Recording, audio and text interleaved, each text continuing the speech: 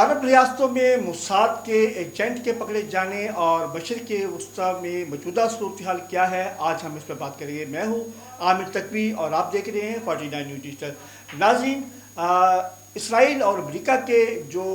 کیے جانے والے حملے کے بعد، جس میں ایران کو پہلے ہی حملے میں رہبر معظم سید علی خامنہ ای کی شہادت کا سامنا کرنا پڑا، اس کے بعد جو ہے ایران جو ہے وہ بڑے ہی اگریسو انداز میں اپنے مخالفین پر، اسرائیل اور امریکہ پر تابڑتوڑ حملے کر رہا ہے، اور جس میں انہوں نے ایران نے مشرق وسطیٰ میں موجود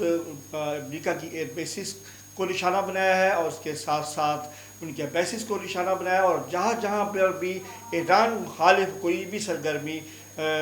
کی جا رہی تھی اس کو انہوں نے ہٹ کیا ہے، اور بڑے پیمانے پر ان کو نقصان کا سامنا کرنا پڑا ہے۔ اور اس کے ساتھ ساتھ اسرائیل پر بھی روز بروز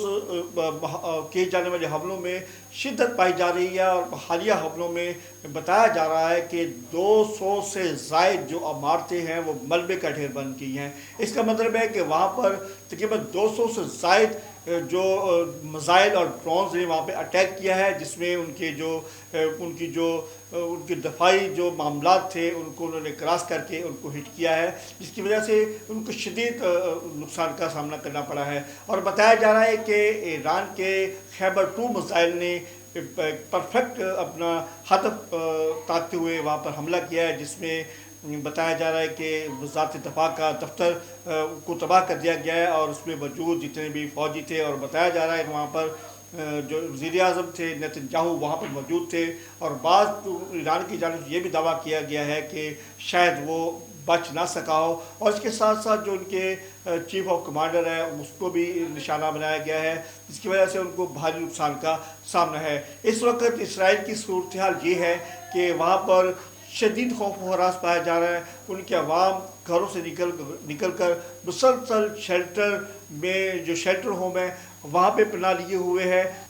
مشرق وسطیٰ میں صورتحال تب ایک دم تبدیل ہوئی جب سعودی عرب میں موجود ایک آئل ریفائنری کو انہوں نے اٹیک کیا، اور کیونکہ ایران کی جانب سے بتایا یہ گیا تھا کہ ہم صرف امریکی مفاد پر حملہ کریں گے، اور انہوں نے پہلے ہی بتا دیا تھا، اور تمام جو ریاستیں ہیں انہوں نے خاموشی بھی اختیار کی تھی، لیکن آئل ریفائنری پر حملہ کرنا ایک بڑی ہی تشویشناک صورتحال ہے۔ اس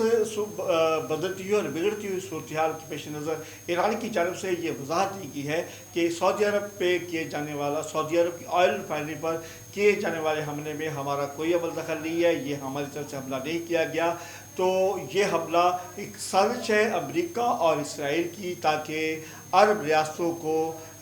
ہمارے خلاف وہ استعمال کر سکے، تاکہ ان کی خواہش ہے کہ اس جنگ میں اسرائیل اور امریکہ کی جنگ میں عربوں کو بھی شامل کر لیا جائے۔ یہ ایک سازش ہے جس کو آپ کو سمجھنا ہوگا۔ دوسرا ہے، عرب ریاستوں میں بتایا گیا ہے کہ موساد کے بہت سارے ایجنٹ بھی پکڑے گئے ہیں، جس کی وجہ سے یہ اس بات کو سمجھا جا سکتا ہے کہ اسرائیل اور امریکہ کی جانب سے یہ سازش کی جا رہی ہے اپنا آئل ریفائنری اور دیگر اہداف کو نشانہ بنا کر، تاکہ عرب ریاستیں جو ہے وہ کوئی غلط فیصلہ کرے اور یہ ہمارے ساتھ جنگ میں شامل ہو جائے۔ یہ تھی اب تک کی تازہ ترین صورتحال۔ اگر آپ سمجھتے ہیں کہ ایسی معلومات اب تک پہنچتی رہے تو ہمارے چینل کو سبسکرائب کریں اور بیل آئیکن کو پریس کریں، تاکہ ہمارے تمام تر ویڈیو آپ تک پہنچتی رہے۔ ویڈیو دیکھنے کا بہت شکریہ۔ آپ دیکھ رہے ہیں 49 نیوز ڈیجیٹل، تازہ ترین خبریں درست معلومات کے ساتھ۔